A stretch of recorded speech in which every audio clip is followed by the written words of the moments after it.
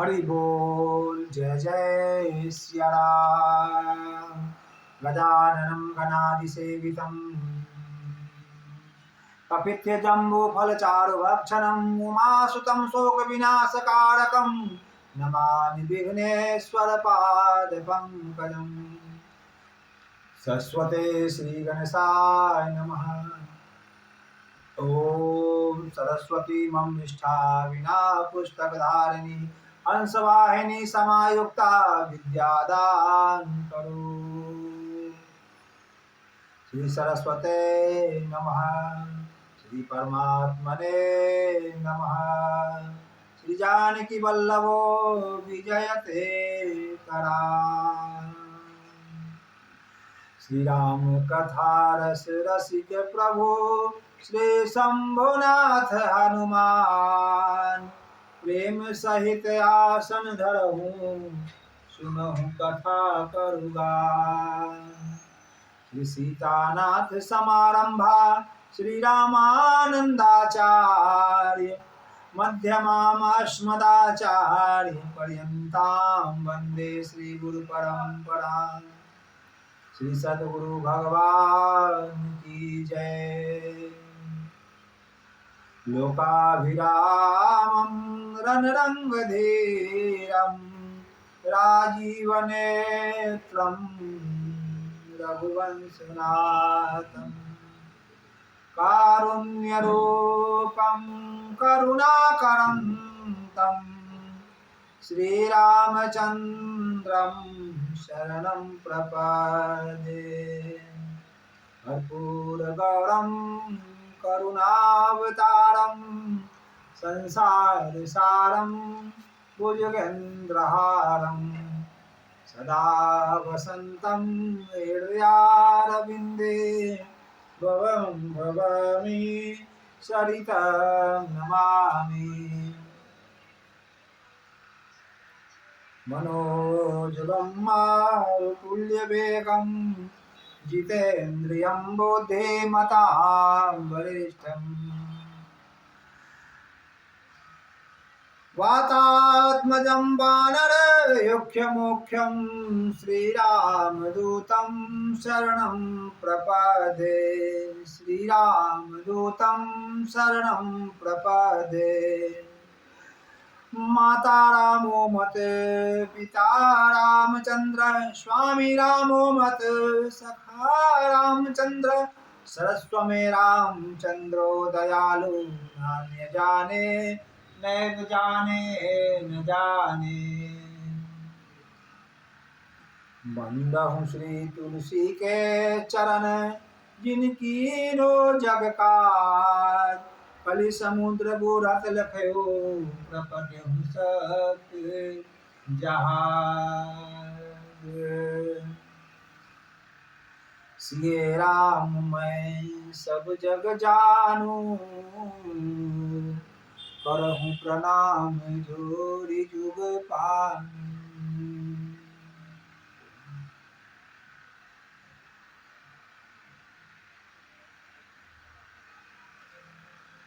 श्री सीताराम जी महाराज की जय। श्री राम कृष्ण लाल की जय। श्री हनुमान जी महाराज की जय। पूज्यपाद गोस्वामी तुलसीदास जी महाराज की जय। ओम नमः पार्वती पते हर हर महादेव।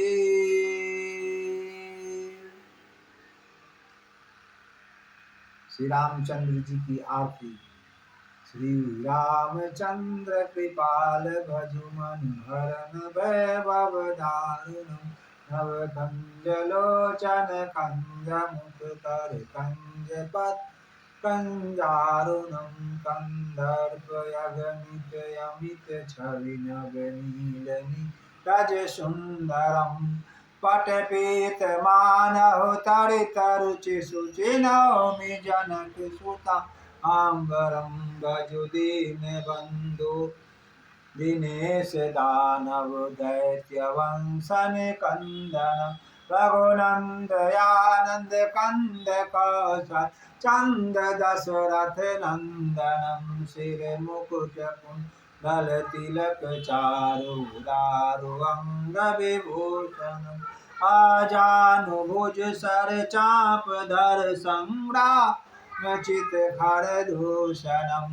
इति वदति तुलसीदास शंकर शेष मुनि मनरंजनम मम हृदय कुंज निवास करु कामादि खल दल भंजन मनुजाहि राचहि मिलहि शोभ सहज सुंदर सावरो करुणा निधान सुजान शील सने प्रजानत रावरो यही भांति गौरी शीस सुनिसिया सहित ही हरषि हली तुलसी भवानी पूजी पुनि पुनि मुदित मन मंदिर चली जान गौरी अनुकूल सिया हिया हरषि न जाय कहीं मंजुल मंगल मूल बाम अंग पर तन लागी जय सीताराम जय सीता। ऊपर वाला पर्दा हटाइए तो वहां जाके ऊपर से अनहार कर देता है कभी कभी पर्दा वो लगा हुआ है। जय सीताराम जय सीताराम सीताराम जय सीताराम। कथा प्रारंभ होत है सुनहु वीर हनुमान राम लखन सिया जानकी सदा करहु कल्याण। अब प्रभु कृपा करहु यही भांति सब तजी भजन करहु दिन राति श्री जानकी बल्लभ प्यारे यही सुमिरन यही ध्यान हमारे सीताराम चरण रति मोरे अनुदिन बढ़ई अनुग्रह तोर करहु सत्य प्रिय वचन विचारे मनन क्रम मन राहु चेरा राम करहु तिनके ओर बेरा यही विधि कपट करहु समा गाय चल श्री राम सो छवि सीता राखु रह रटति रटति हरि नाम रामचंद्र मुख चंद्र छवि लोचन चार चकोर करत पान सादर सकल प्रीत प्रबोधन अनुज जानकी सहित प्रभु चाप बाम धरियान ममय बसहो इंद्र दिवह सदा करहु विश्राम। कथा प्रारंभ होत है सुनहु वीर हनुमान राम लखन सिया जानकी सदा करहु कल्याण। बाजन बाजे कहा गए बात मुनिनन के द्वार सब देवन आही गए शंभु आए मेरे द्वार। एक घड़ी आधो में पुनियाद तुलसी संगत साधु के हरे कोटि अपराध सियावर राम जय जय राम मेरे प्रभु राम जय जय राम मेरे प्रभु राम जय जय राम मेरे प्रभु राम जय जय राम। श्री गुरु चरण सरोज रजा निज मन मुकुर सुधार वरनौ रघुवर विमल जसो दायक फलचार। बुद्धिहीन तनु जानिके सुमिरो पवन कुमार बल बुद्धि विद्या देहु मोहि हरहु कलेश विकार। जय हनुमान ज्ञान गुण सागर जय कपीश तिहुँ पूजा रामदूत अतुलित बलधामा अंजनी पुत्र पवन सुत महावीर विक्रम बजरंगी कुमति निवाय सुमति केतन कंचन वरन विराज सुवेशा कानन कुंडल कुंचित केसा हाथ ध्वजा विराजे कांधे मूल जनेऊता शंकर सुमन केसरी नंदन तेज प्रताप महाजगवंदन विद्यावान विद्यते चातुर राम काज करिबै को आतुर। प्रभु चैत सुनिबै को रसिया राम लखन सीता मन बसिया। सूक्ष्म रूप धरि सियहि दिखावा विकट रूप धरि लंक जरावा। भीम रूप धरि असुर संहारे चंद्र जी के काज समारे। लाए सजीवन लखन जिलाए श्री रघुवीर हर सूर लाए। रघुपति कीन्ही बहुत बड़ा तुम मम प्रिय भरत संभाई। सहस बदन तुम रोजस गावे अस कहीं श्रीपति का अवे सनकादिक ब्रह्मादि मुनीसा नारद सारद सहित अधिसा। जम कुबेर दिगपाल जहाँ कवि कवि सकै कहाँ से। तुम उपकार सुग्रीव कीन्हा राम मिला राजफल दीना। तुमरो मंत्र विभीषण मान लंकेश्वर भय सब जग जाना। जुग सहस्र जो जन पर तुल्योताहि मधुर फल जानू। प्रभु मुद्रिका मेल मुख माहि राम गए अचरज नाहि। दुर्गम काज जगत को देते सुगम अनुग्रह तुमरे देते। राम दुआरे तुम रखवारे होत न आज्ञा बिन पैसारे। सब सुख लहै तुम सरना तुम रक्षक काहू को डरना। आपन तेज संभालो आपै तीन लोक हांकते। कह भूत पिशाच निकट नहीं आवे महावीर जब नाम सुनावे। नासै रोग हरै सब पीरा जपत निरंतर हनुमत। संकट ते हनुमान छुड़ावे मन क्रम वचन ध्यान जो लावे। सब पर राम तपस्वी तिनके काज सकल तुम साजा। और मनोरथ जो कोई लाभ सोई अमित जीवन फल पावे। चारों युग प्रताप तुम्हारा है जगत उजियारा। साधु संत के तुम रखवार सुन कंदन राम दुलारे। अष्ट सिद्धि नौ निधि के दात असवर देन जान के माता। राम रसायन तुमरे पास सदा रहो रघुपति के दासा। तुमरे भजन को पावे जन्म जन्म के दुख बिसरावे। अंत काल रघुवर पुर जाई जहाँ जन्म हरि भक्त का। और देवता चितना धरई हनुमत से सर्व सुख करई। संकट हृदय मिटे सब पीरा जो सुमिरै हनुमत बल की। जय जय जय हनुमान गोसाई कृपा करहु गुरुदेव की नाई। जो सत बार पाठ कर को छूटहि बंद महासुख होई। जो यह पढ़े हनुमान चालीसा होय सिद्धि साखी गौरी सा। तुलसीदास सदा हरिचेरा की जय नाथ हृदय मह डेरा। पवन तनय संकट हरणम मंगल मूर्ति रूप। राम लखन सिया जानकी हृदय बसहु स्वरूप। पवन पुत्र हनुमान की जय। जय जय श्री सीताराम। ओम सभी प्रेम और भाव से मन और वाणी को शुद्ध कीजिए। जय सीताराम सीताराम सीताराम जय सीताराम जय सीताराम सीताराम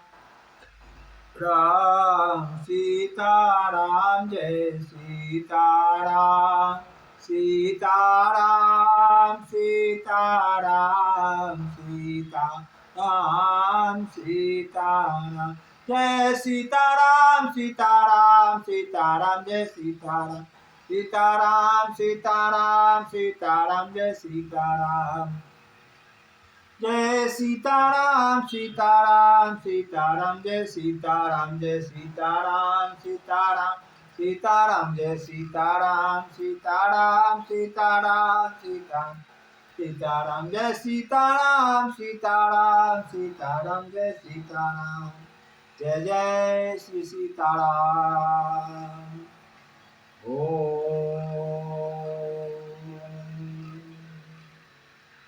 जय सीताराम सीताराम सीताराम जय सीताराम सीताराम सीताराम सीताराम जय सीताराम।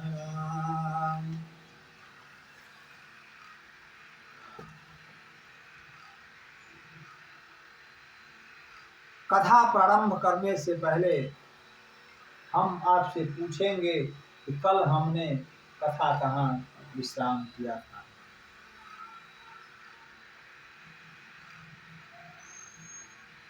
मानस जी के इन्हीं पंक्तियों को अपना आधार मानकर मैं आज रामचरितमानस जी का आज पूर्णाहुति का दिन है, 9वां दिन है। आज कथा आज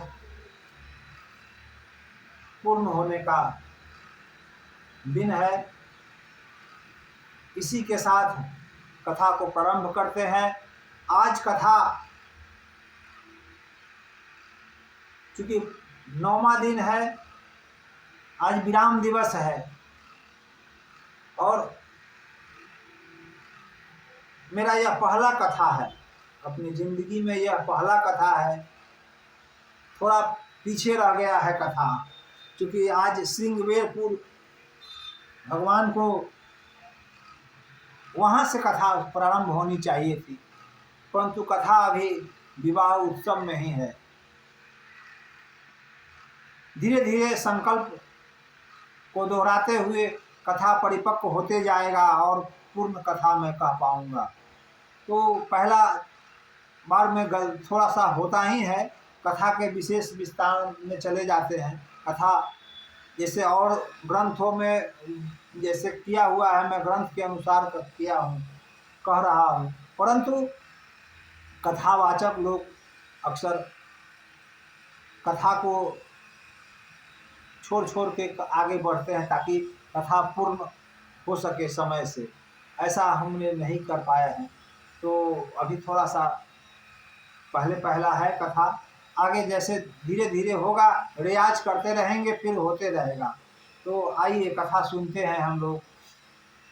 जब धनुष यज्ञ समाप्त हुआ, धनुष टूट जाने के बाद उसकी ध्वनि सुनकर परशुराम जी आए और परशुरामा संवाद होता है। लक्ष्मण जी परशुरामा संवाद और परशुराम जी करके संवाद करते हैं। वहाँ थोड़ा सा रगड़ा रगड़ी होता है। उसके बाद परशुराम जी को बुझा जाता है कि यह परमेश्वर है, परमेश्वर का अवतार है। तो भगवान क्षमा मांगकर वन की ओर चल देते हैं। जब वन की ओर निकल जाते हैं परशुराम जी, तब यहाँ विश्वामित्र जी पूछते हैं। किनसे पूछते हैं? कह मुनि सुनो रणनाथ प्रवीणा, रहा विवाहु चाप अधीना। टूटता ही धनुष भय हो, विवाहो सुर नर नागे विदित सब काहू। अब हे चतुर मुनि, हे चतुर नरेश, आपका जो यज्ञ था वो धनुष यज्ञ, धनुष के टूटते ही आपका यज्ञ पूर्ण हुआ। क्या आप वैदेही को विदाई करेंगे अथवा पूर्ण विवाह करेंगे? विधिवत जैसे होता है वैसे विवाह करेंगे। तो नरेश बोलते हैं कि न सरकार, हम विधिवत शादी करेंगे। फिर विश्वामित्र जी कहते हैं कि दूत अवधपुर पठवाहु जाई, आने अनिप दशरथ बुलाए।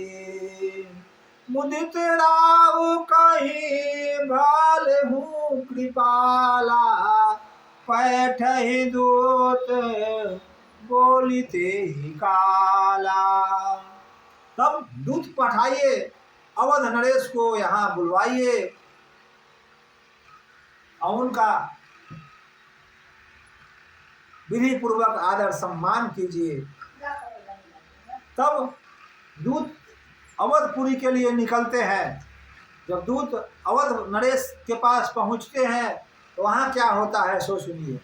पहुँचे दूत रामपुर पावक, जय जय जय। पहुँचे दूत रामपुर पावक, हरे से नगर बीलो की सुहावन। भूप द्वार तीन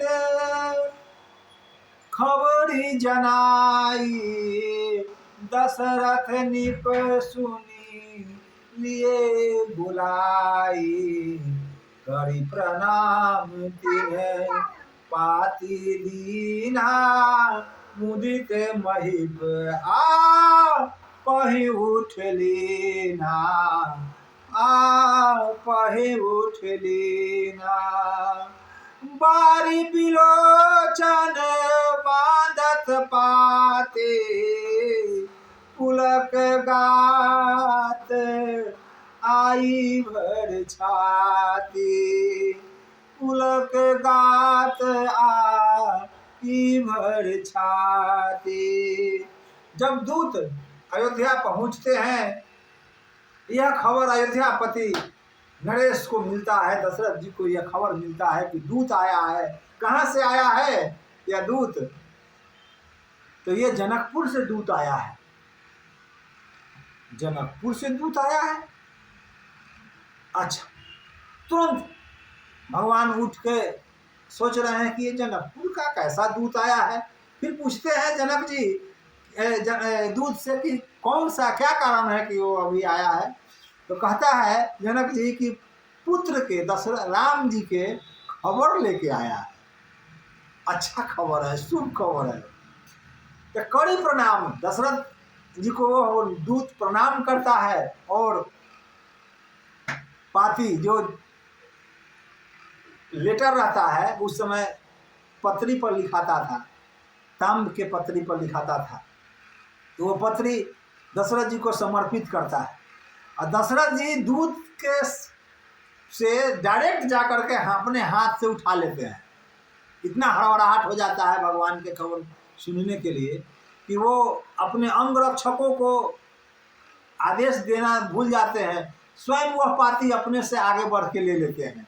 क्योंकि वो तो राघव को नित्य उठ करके दर्शन करते थे।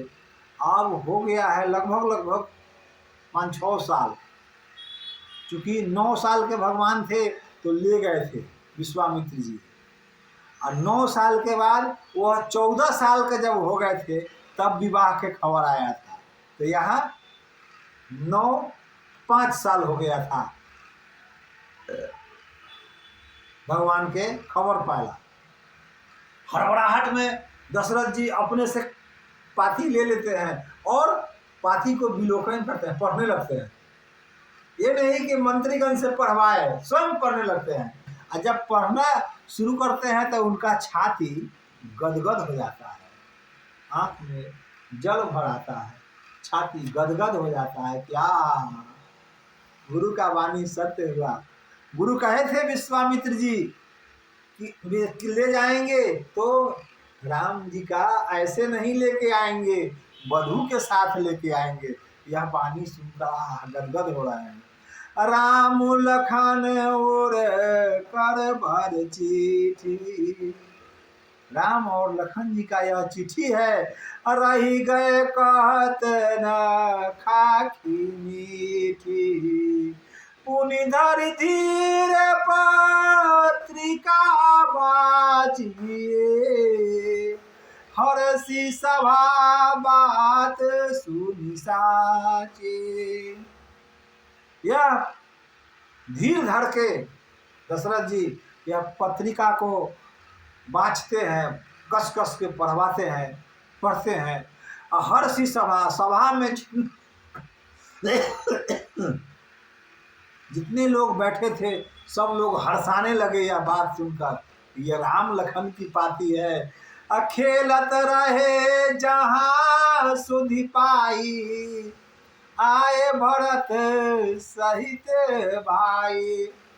भरत जी वहीं बगल में खेल रहे थे दोनों भाई।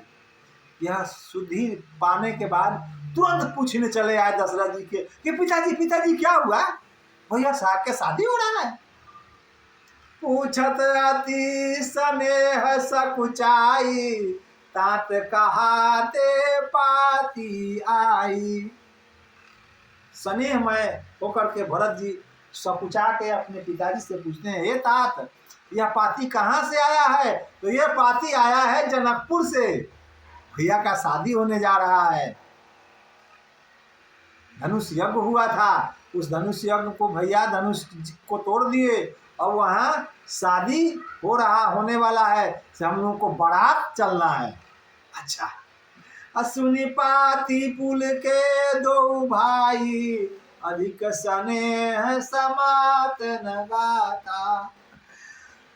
प्रीति पुनीत भरत के देखी, सकल सभा सुख लयहु विशेषी। प्रीति और प्रेम की मूर्ति भरत जी को लोग देखकर सकल सभा खिलखिला उठते हैं कि आहा, भाई के प्रेम में या भाई देखिए कैसा विलय हो रहा है। तब निपदूत निकट बैठारे। उसके बाद यह घटना हो रही है कि दूत को राजा दशरथ जी निकट में बैठाते हैं, एकदम गद्दी के पास बैठाते हैं। मधुर मनोहर वचन उचारे, भैया कहो कुशल दो बारे, तुमनी के निज नयन निहारे। हे भैया, हे भाई, मेरे दो लड़के के बारे में कुछ कहिए कि कैसे अवध से वो मिथिला पहुंचा, कैसे वह धनुष का चयन किया। श्यामल गौर धरे धनुमाथा, भय किशोर को सुख मुनि साथा, पहचानहु तुम कहु सुभाऊ, प्रेम विवश पुनि पुनि कहराऊ। नैन सजल हो जाते हैं दशरथ जी के, और दशरथ जी कहते हैं कि वो श्यामल और गौर का दो बड़ी सुंदर समागम, मित्रता और भाईचारा है। यह तो किशोर हो गया होगा, जवान हो गया होगा, आप उसको पहचान करके आए हैं ना, अच्छा लड़का है ना, संस्कार है उसमें, है ना। तरह तरह के बात पूछते हैं दशरथ जी प्रेम बस होके। जो दशरथ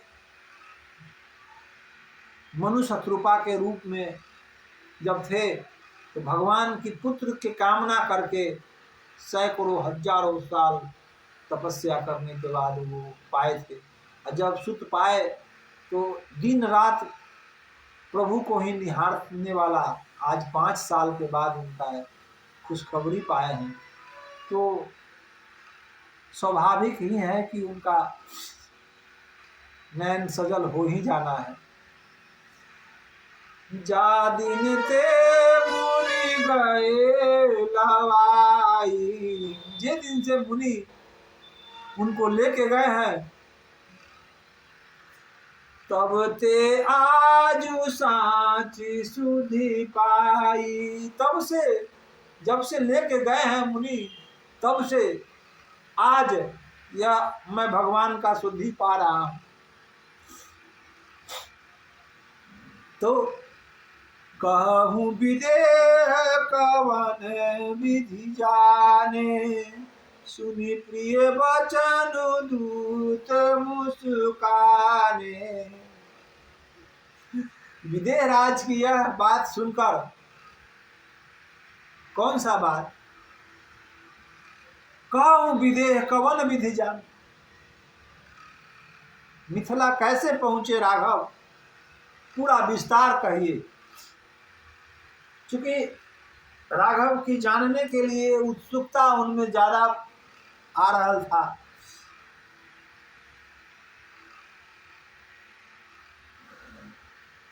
वो अब मुस्कुरा के दूत कहते हैं कि पूजन जोग न तनय तू, पूछन जोग न तनय तुम्हारे। हे महाबली, हे दशरथ जी, आपका लड़का पूछने योग्य नहीं है, पुरुषों में वह सिंह है। तुम पुर जियारे, पुरुष ही सिंह तिहु पुर जियारे, जिनके जस प्रताप के आगे। शशि मलिन रवि शीतल लागे। जिनके पुण्य और प्रताप के आगे शशि चंद्रमा मलिन लगते हैं, सूर्य छुप जाते हैं, उनका मैं क्या अपने छोटे मुख से बड़ाई करूं। तिन्ह कह नाथ किमि चाहे, देखिए रवि की दीपक कर ले। सिए स्वयंवर भूप अनेका, सिमटे सुभट एक ते एका। सिया जी के स्वयंवर में एक से एक महाभूत आए थे, भट्ट आए थे, एक से एक महाबली आए थे, एक से एक सुभट्ट आए थे, एक से एक देवता आए थे, और सभी को भगवान पछाड़ कर स्वयंवर को जीत लिया। स्वयंवर में धनुष मस्त कर दिया, तोड़ दिया।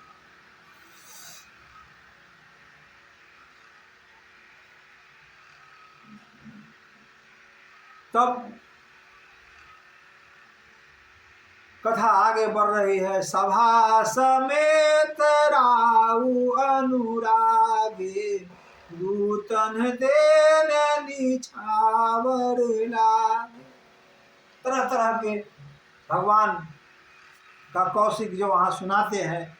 उसके बाद दूत का जाने का समय हो गया, क्योंकि अब बारात को तैयारी कराना है, यहाँ दूत को मिथिला जाना है।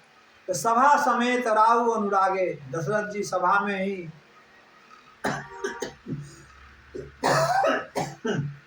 दूत को न्योछावर देना चाह रहे हैं। कही अनीति ते मुदित काना, धर्म विचारी सबहि सुख माना। सुनी बोले गुरु अति सुख पाई, पुण्य पुरुष कहो मही सुख छाई। जिमि सरिता सागर बह जाहि, जद पिता ही काम नाई। जद पिता ही काम नाई। कनक कलश तोरण मंजाला, हरद दूब दही अक्षत माला। हमको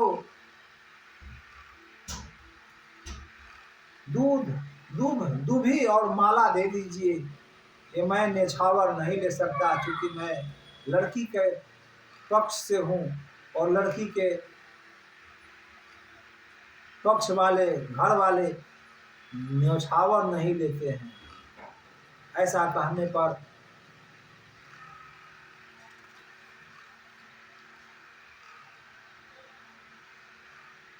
कुल गुरु वासिष्ठ जी दूत के बड़े साधु साधु कह के बुलाते हैं कि ऐसा प्रमुदित करने वाला एक साधु का ही यह देश है मिथिला।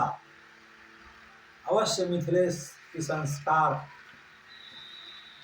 एक एक प्रजा के लोगों पर है।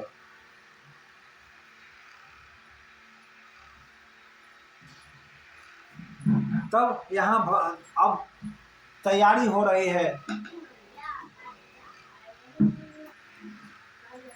मिथिला चलने का, बारात ले चलने का। अब भरत सकल सकह सहनी बुलाए, आयुष दीन मुदित उठियाए। रुचिर रुचि जानी तुरंग, तिन साजे बारन बरन बर बाजी विराजे। दशरथ जी सकल साहनी समाज को बुलाकर पलना और पालकी सजवाते हैं।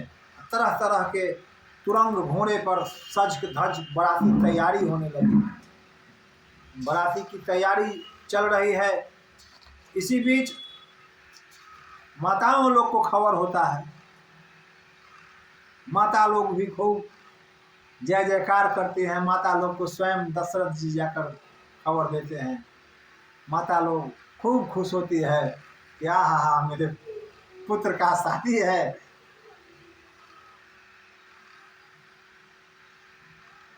कनक कलश भरी को पर थारा, भाजन ललित अनेक प्रकार, भरे सुधा सम पकवाने, नाना भांति न चाहि बखाने, फल अनेक बर वस्तु सजाए, हर सही भेट हित बुफ पठा, हे भवन बसन महामणि नाना, खग मृग है गए बहु विधि नाना, मंगल सुगुण सुगंध सुहाए, बहु भांति महिपाल पठाए, दधी चूड़ा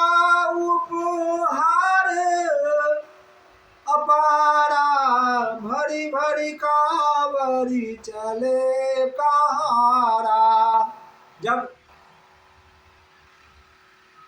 अवधेश का बाराती मिथिला नगरी में प्रवेश कर रहा है, उस समय जनक जी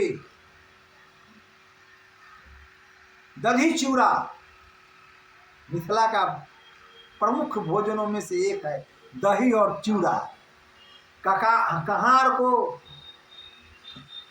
भिजवाकर अगवान के साथ जो घर के लोग बारात की अगवानी करते हैं, आइए प्रभु आइए, स्वागत करने वालों को साथ भेजवाते हैं। अगवान जब देखी बराता, पुर आनंद पालक भर गाता, देखी बचा बनाव सहित अगवाना, मुदित बरात हने निशाना। सभी बारातियों का अगवान स्वागत करते हैं और उपहार में जो भरकर सुगंधित मिठाइयाँ और दही चूड़ा पवाते हैं लोगों को।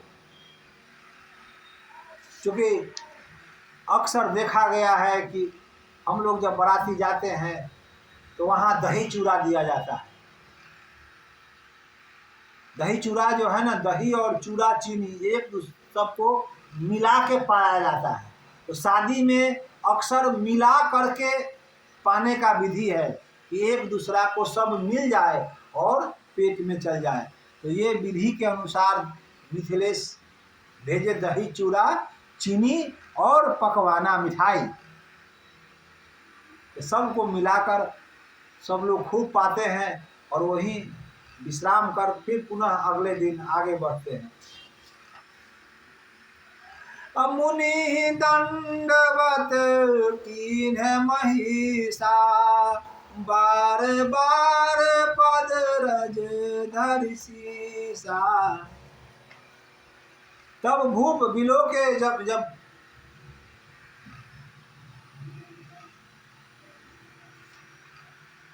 कौशिक राउलिए उड़लाई, कहीं आशीष पूछ कुशलाई, पुनि दंडवत कर दो भाई, देखे निपति उनि उर सुख सुहाई, सुत ही लाए दुसह दुख मेटे, मृतक शरीर प्राण जनु भेटे। अब कौशिक मुनि जब वहां आते हैं तो दंडवत प्रणाम उनको करते हैं। दंडवत प्रणाम नरेश जब करके बार बार पद रज धर सीसा, बार बार उनके पद को चरण को साफ करते हैं। अब बहुत सारे कुछ सुलाई समाचार पूछते हैं। अपुनि दंडवत कर दो भाई। दोनों भाई दशरथ जी को दंडवत प्रणाम करते हैं। देख जब पुत्र को देख करके सुख का कोई और छोर न रहता है। असुत ही लाए दुसह दुख में के। सुत को जब कलेजे से लगाते हैं तो उनका सारा दुख मिट जाता है। ये 5 साल की दूरी जो था वो तुरंत मिट जाता है। मृतक शरीर में प्राण लौट आता है। भरत सुसाजनु कीन प्रणाम। भरत सहा जनु कीन प्रणामा। लिए उठाए लाई उर रामा। हर से लखन देखे दो भ्राता। मिले प्रेम परिपूरन गाता। मिले प्रेम परिपूरन पूरित गाता। भरत जी सहज मन से भगवान को प्रणाम करते हैं और चरणों में लिपट जाते हैं। भगवान उन्हें तुरंत उठाकर हृदय से लगाते हैं। हृदय लखन देखी दो भ्राता। लखन जब दोनों भ्राता को देखते हैं तो उनको प्रेम में वशीभूत होकर वो भी जय जय करते हैं। तब शत्रुघ्न जी लखन जी से मिलते हैं, भरत जी राम जी से मिलते हैं। चारों भाई एक दूसरे के गले में मिलकर फिर आगे की घटना को समझना चाहते हैं। कैसे प्रभु, कैसे शादी, कैसे क्या क्या कोसो। कहा एक मैं आजु निहारे। जनु बीरंच निज हाथ सवारे। भरत राम की अनुहारी। सहसा लखीन सखी नर नारी। कहा एक आजू निहारे, मतलब एक ही जैसा दोनों है। कौन कौन है? तो वो भरत और राम जी हैं जो सहसा एक जैसे ही हैं। सभी गुण रूप शील सारा एक है। अब अयोध्या की नारी तो देख के भटक गए, क्या रे कौन सा है भाई? एक ही जैसा दो आदमी, दो लड़का जा रहा है, चल रहा है। तरह तरह के लोग बात सोचने लगते हैं। फिर लखन शत्रुधन एक ही रूपा। नख सिखते सब अंग अनुपा। मन भवहि मुख बरनि न जाहि। उपमा कहूँ त्रिभुवन कोई नाही। तीनों लोक में उपमा करने योग्य नहीं है। लक्ष्मण जी और शत्रुघ्न जी का एक ही रूप है। जैसे राम जी का और भरत जी का रूप है, वैसे ही लक्ष्मण जी और शत्रुघ्न जी का नख, नाखून से लेके टिक्की तक भगवान में, दोनों में किसी तरह का परिवर्तन नहीं है। अब मन भावनी मुख वर्णी न जाए। मन में जो भावना देख रहे हैं, जो आंख देख रही है, वो मुख कह नहीं पा रही है। ऐसा सुंदर चार वर्ग को देखकर मन प्रसन्न हो रहा है। उपमान कोई कह दास तुलसी। कहता हूँ कवि गोविंद कहे। तुलसीदास जी को भी यह उपमा नहीं दिख रहा है कि मैं किससे करूं। यही विधि सकल मनोरथ काहि। आनंद उमंग उमंग उर भरए। जो निपसिए स्वयंवर आए। देखी बंधु सब तिन सुख पाए। गए बीते कुछ दिन एही भांति, प्रमुदित पुरजन सकल बराती। अब बराती यहाँ आके कुछ दिन 6 महीना बीत गया, नहीं 6 महीना, लगभग 3 महीना, 3.5-4 महीना, कुछ दिन बीत गया। अब कुछ दिन, कितना दिन बीता तुलसीदास जी ये क्लियर नहीं किए हुए हैं। ये कुछ दिन बीत गया, बराती लोग तो एकदम ठसम ठस, दही चूड़ा पूरी पकवान चल रहा है, चकाचक सब लोग एकदम जय जय है। तब मंगल लगन का दिन आ रहा है, अब शादी होने का दिन आ रहा है। मंगल मूल लगन दिनुआ, लगन का दिन अब आने वाला है, जो ब्रह्मा जी ने दिन उचारा था,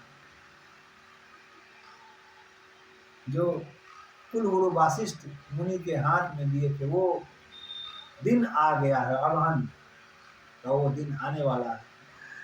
मंगल मूल लगन दिनुआवा, हिम ऋतु अगहनु मासु सुहावा, गृह तिथि नखतु जोग बरबारो, लगन शोधि विधि कीन विचारू, लगन शोध विधि कीन विचारो, बैठे दीन नारद सन जो सोई, गनि जनक के गन कह जोई, सुनि सकल लोगन यह बाता, कहि ज्योतिषी आनि विधाता, कही ज्योतिषी आनि विधाता, जय तुरंग पर राम विराजे, गति विलोक खग गाय पुलावे, कीनन जाई सब भांति सुहावा, बाजी भेष जनु काम बनावा। अब जिस लगन पत्रिका को नारद जी को बुलवाकर उच्चारा गया था, वह शादी का समय निहरा गया। शादी का समय जब आया तो वो जो तुरंग भगवान श्री रामचंद्र जी के लिए आया, वैसा तुरंग का वर्णन भी करना मुश्किल है। घोड़ा पर भगवान सज कर बाराती चलते हैं। बाराती कहाँ से कहाँ होती है, तो मिथिला में ही बाराती सजी रहती है, और मिथिलेश के पास पहुँचने के लिए स्वयंवर में आगे बढ़ती है। मिले जनक दशरथ अति प्रीति, दशरथ जी और मिथिलेश बड़ी प्रेम पूर्वक मिलते हैं, गले मिलते हैं। अकारी वैदिक मौलिक सबरी, वैदिक जो भी मौलिक रीति रिवाज है वो पूरा करते हैं।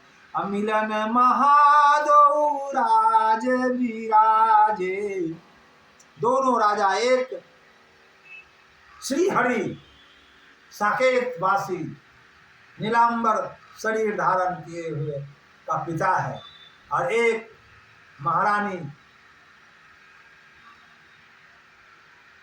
जो जगत माता है उनके एक पिता है। वो दोनों आपस में मिलते हैं, गले में गले लगाते हैं और सकल लोगों को तृप्त करते हैं।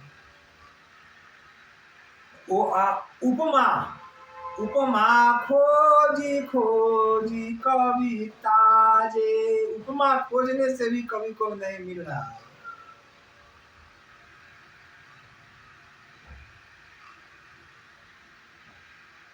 कभी उपमा खोजते खोजते गोस्वामी तुलसीदास जी लजा जा रहे हैं कि इनका उपमा किया जाए तो किनसे बरोबर किया जाए, जो एक श्री हरि के पिता है और एक श्री हरि के माता है। समधी मिलन जब हो रही है उस समय का यह प्रसंग है। आ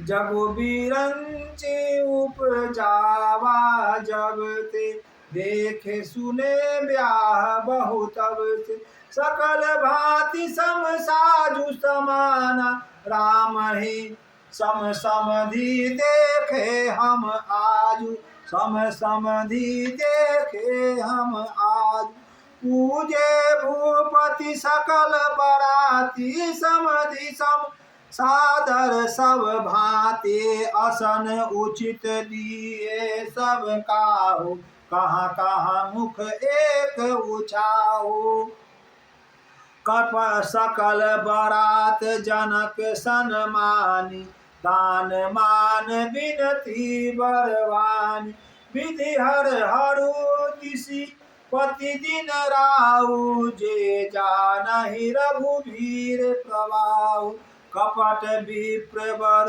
वेश बनाए कौतुक देखहि अति सचुपाए पूजे जनक देव सब जाने दिए सुशासन बिनु पहचाने नारी भेष जे सुरवर बामा सकल सुभाय सुंदर श्यामा तिन्हि देखि सुख पा वही नारी बिनु पहचानी पन होते प्यारी।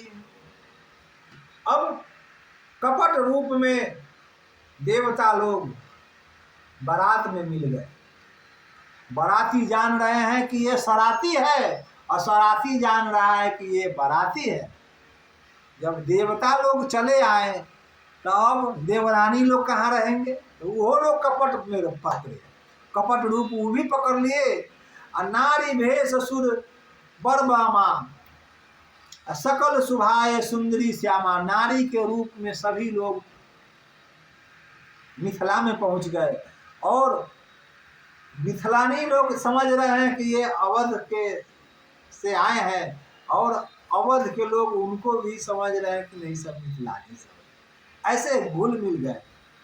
अबर बार बार सन मान हिरानी उमा रमा शारदा सब जानी सिए शोभारी सिए सावरी समाजु बनाई मुदित मंडप चली लवाई।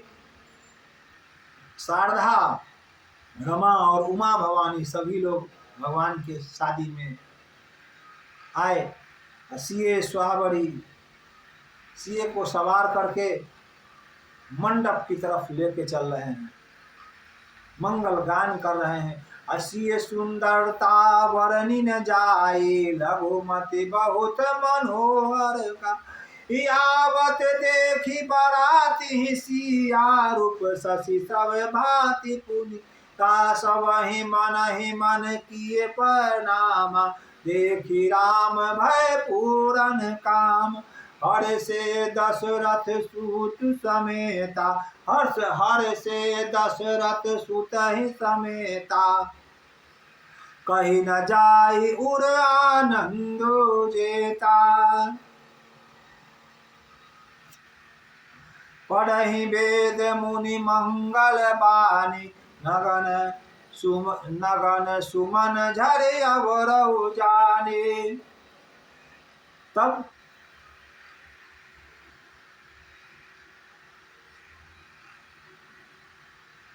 वर और वधू एक मंडप पर आते हैं और वहाँ बड़ा सुंदर गोस्वामी तुलसीदास जी वर्णन करते हैं उस समय कि वर और वधू को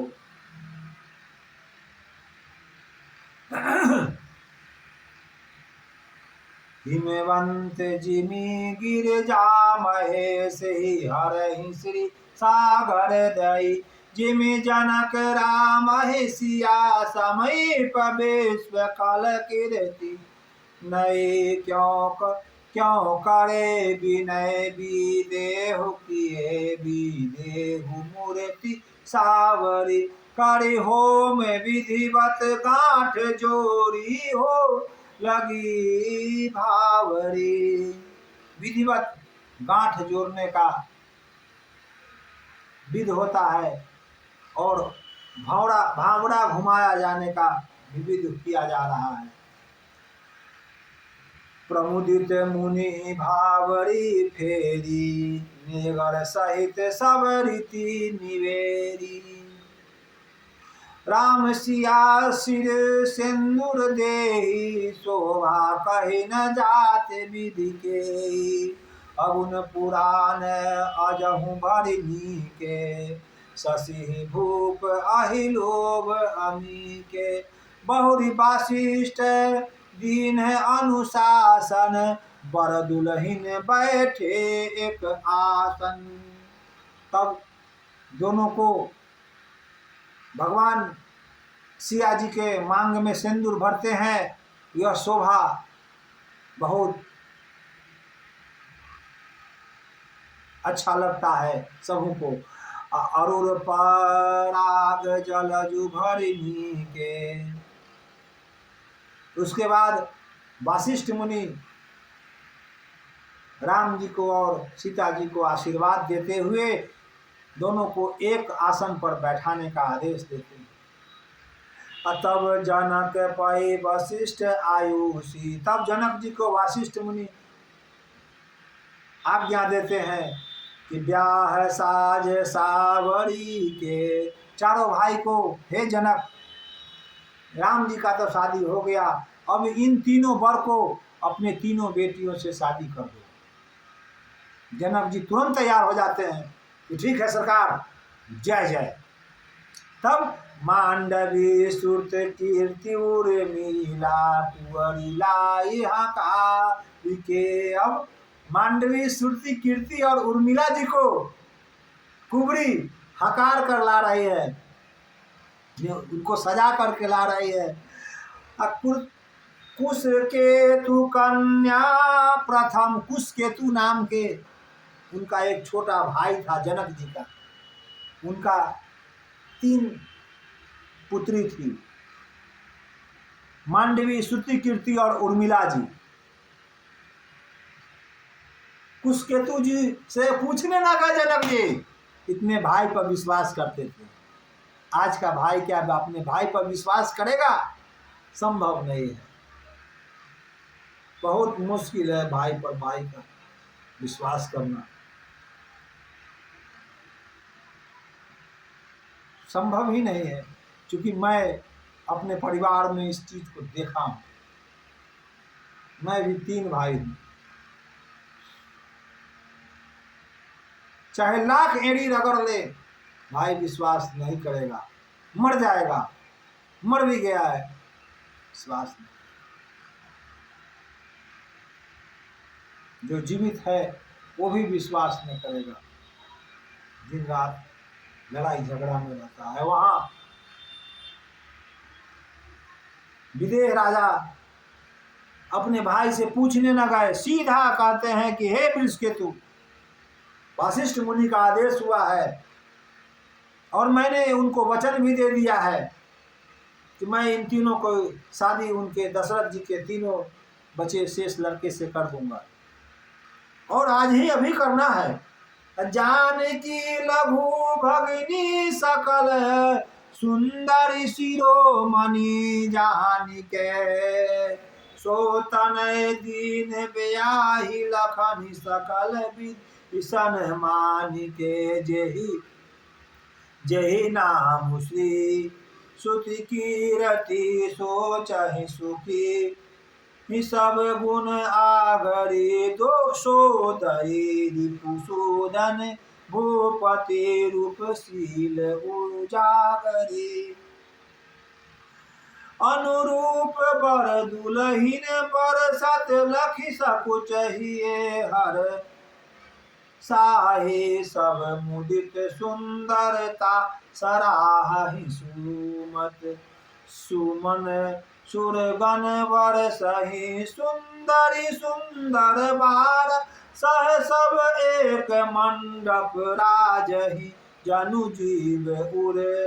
चारियहूँ अवस्था भी भून सहित विराजही।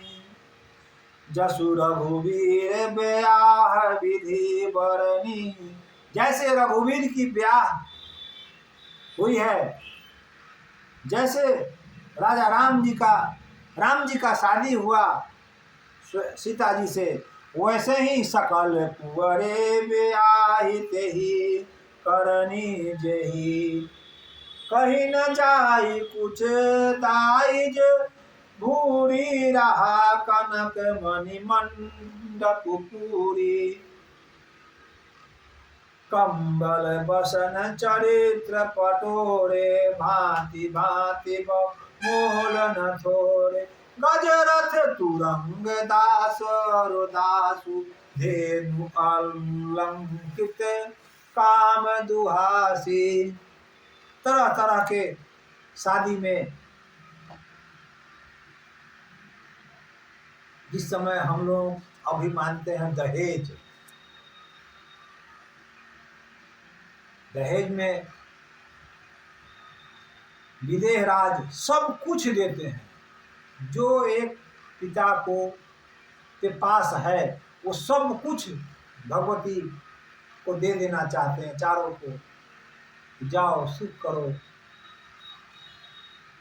वस्तु अनेक कर करिया जिमि लेखा, कहीं न जाई जा नहीं दिन देखा। लोकपाल अब लोकिनी, अरे तीन अवधपति सब सुख मान। एक से एक चीज को भगवान को सुपुर्द करते हैं जनक जी। सादर सब पाए पखारे, जथा जोक पहिरहे बैठारे।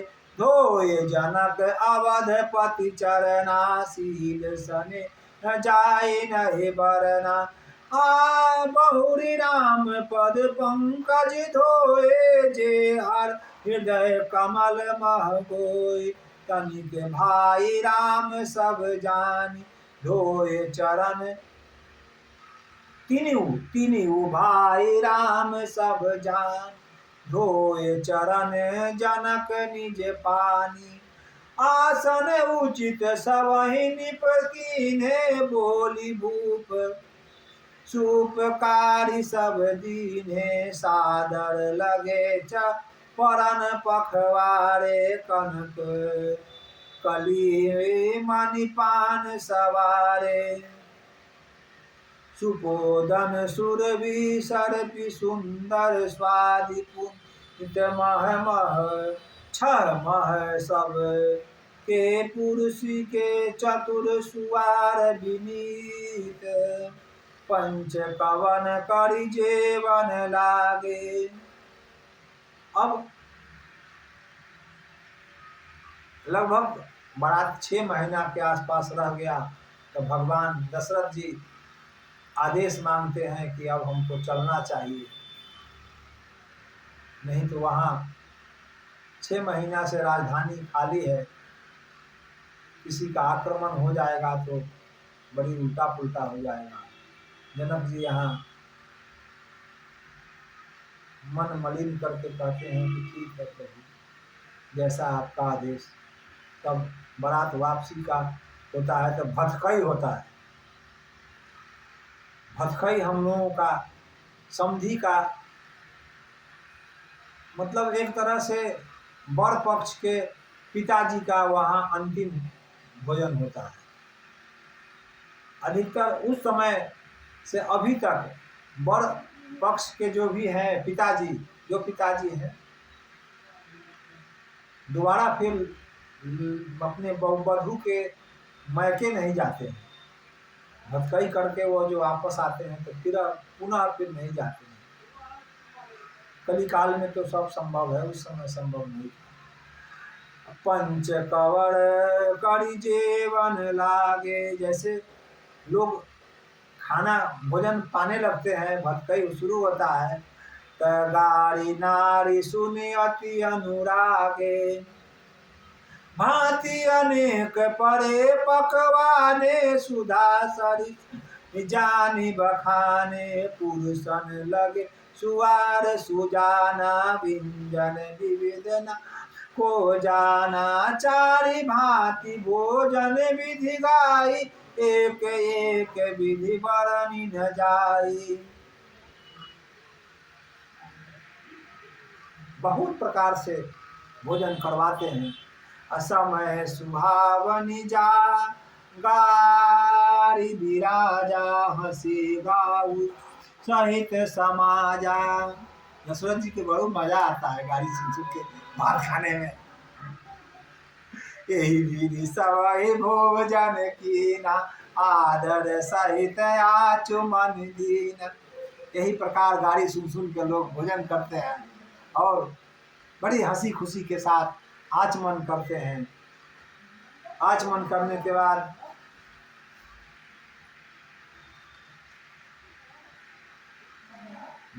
जनक जी दंड प्रणाम सबहि निप कीने पूजी सपे बरासन दीने चारि लक्ष बर धेनु मंगावा काम सुर विषम शील सुहाए सब विधि सकल अलंकृत कीने मुदित महीप मही देवहि दीने करत विनय बहुविधि नर गुनाहु लेहु आजु जग जीवन लाऊ। दिन उठी विदा, अब विदा मांग रहे हैं। दिन उठी विदा अवधपति मांगा राखहु जनक सहित अनुरागा।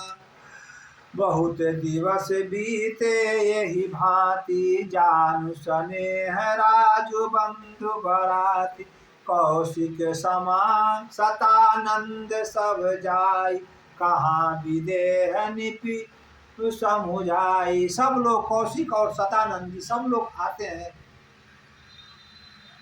जनक जी को समझा बुझाकर आदेश लेते हैं कि नहीं भरत अवध जाना जरूरी है। अवधुनाथ चाहत चलन भीतर करहु जनाऊ भय प्रेम वश सचिव सुनी विप्र सभा सब डराऊ। एक सभा बैठती है, उस सभा में अवधपुरी अवधनाथ अवधपुर वापस लौटना चाहते हैं। अपूर्वासी सुनी चल ही बराता। पूर्वासन जब गांव के लोग अवध के लोग जब सुनते हैं कि बराती अब लौटने वाला है, बुझत विकल परस पर बाता, सब लोग पर आफत पड़ जाता है। यहाँ ए पहुना, बड़ी सुंदर गीता गाती है उसमें, हम अगली कथा में आपको सुनाएंगे। ससुरे मेरा होना ए पहुना, ससुरे मेरा होना। भांति भांति के लोग विनती करते हैं कि हे राघव यहीं रह जाओ, मैं गरम गरम रोटी सेक के आपको खिलाऊंगी। परंतु राघव सबको आशा दिलाकर चले जाते हैं। ए पहुना अब ससुरे में रहू ना, हम नित्य उठ के रौरे देखा। बहुत सारा गीत होता है, मंगल गीत। हम अगली कथा में पूर्ण गीत भी आप लोगों को सुनाएंगे। केवल पहला कथा है या और पहले कथा में तो थोड़ी बहुत त्रुटि रह जाती है। दूसरा तीसरा चौथा कथा आप लोग निरंतर सुनते रहिए। कथा आगे भी कहते रहेंगे। पुरजनक आवत अकनि बराता मुदित सकल कुल कावली गाता। जनक जी विविध विधान बाजने बाजा मंगल मुदित सुमित्रा ते हरद दूब दुधि पल्लव फूला। हरदी जब बाराती वहाँ से आ करके अवध में पहुँचने वाला होता है। उस समय माता लोग हल्दी, दूध, दही और पल्लव, फूल, पान मंगा करके मंगल गीत गाते हैं। अक्षत अंकुर लोचन लाजा, मंजुल मंजरी तुलसी विराजा। छठे छूहे पुष्ट हठ सहज सुनाए, मदन ओच जनु जिए मिलाए। अब माता लोग खूब सज धज के भगवती और उनकी तीनों बहनों को उतारने के लिए पालकी से एकदम तैयार है और उनको उतार करके अपने घर ले जाती है, अंदर ले जाती हैं। एहि विधि सबहि देव सुख आए, राज दुआए मुदित मृत्यु परिछानी, करहि बहु बंद समेत कुंवर। सब देवता लोग आते हैं, भगवान को न्योछावर पूजते हैं। करहि आरती बारहि बार, प्रेम प्रमोद कही को पारा। भूषण मणि सठ न जाति, करहि निछावरी अगणित भांति। बहुत तरह के निछावर सभी देवता देवगण पाते हैं। सभी गरीब कुर्बा को अन्न धन न्योछावर पा करके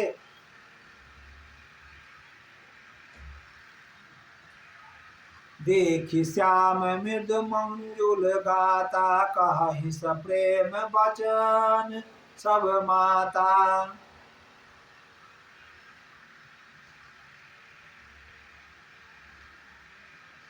विश्व विजय जसु जानकी। अब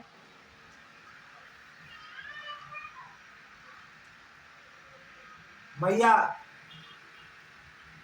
भगवान से प्रार्थना करती है शाम के समय, जब भगवान अपने माता पिता मैया के पास पहुंचते हैं तो मैया कहती है कि घोर निशाचर विकट भट, समर गानहि काव। मारे सहित सहाय किमी, कल मारीच सुभाऊ। मुनि प्रसाद बचितात तुम्हारी, इस अनेक कवरे तारी। मख रखवारी करे तू भाई, गुरु प्रसाद सब विदा पाई। विश्व विजय जसु जनकी पाई, गए भवन ब्याह सब भाई। लगन अमानुष करम तुम्हारे, केवल कौशिक कृपा सुधारे। केवल कौशिक जी के कृपा के कारण यह लग्न हुआ है। कौशिक जी अगर कृपा न करते, हे राम और हे लक्ष्मण आपको नहीं ले जाते, तो क्या यह शादी हो पाता? क्या उनका जग सफल हो पाता? क्या वो राक्षस को आपने जो अपने लोक में भेजा है वो हो पाता? नहीं हो पाता। कैसे यह घटना हुआ, पूरा घटना विस्तार से बताइए। कौशिक की कृपा कैसे आप पर रहा, यह सब बताइए। जब मिथिलेश जनक जी अवध में न्योता क्यों नहीं दिए, मैं इस चीज को, इस घटना को आपको अगली कथा में सुनाऊंगा, क्योंकि यह कथा अब आगे ले चलना है। अब केवल रामचरितमानस को कथा न लेकर के केवल मुख से कथा बोल करके अब आगे चलना है, क्योंकि उत्तरकांड में भगवान को गद्दी भी दिलाना है। तो होता क्या है, छिटपुट कहते हैं कि जनक जी अयोध्या में न्योता इसलिए नहीं पहुंचवाए कि एक बार विदेह राज को बुखार हो गया था।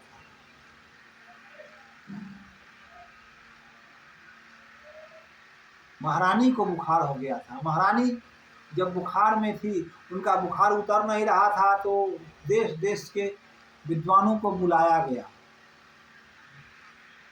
विद्वान लोग बोले कि सतीव्रता नारी, जो सतीव्रता नारी है, कच्चे घड़े से और कच्चा रस्सी से, धागा से कोई इंडा से पानी निकाल लेगा और वो जल महारानी को पिलावेगा तो महारानी का तबीयत ठीक हो जाएगा, बुखार उतर जाएगा। देश देश के निमंत्रण भेजा गया, सभी लोग आए, ऐसा नहीं कर पाए। तो यह समाचार अवध में भी आया। अवधेश चिंतित थे कि ऐसा कैसे होगा, क्योंकि यह मिथिला से समाचार आया है कि ऐसा ऐसा जो सतीव्रता नारी है वो कच्चा घड़ा और कच्चा सूता से इंडा में से जो पानी जल निकालेगा, वो जल से सुनैना जी के तबीयत ठीक हो जाएगा। यह सुनकर अवधेश जी चिंतित थे और 6 दिन से खाना नहीं खा रहे थे।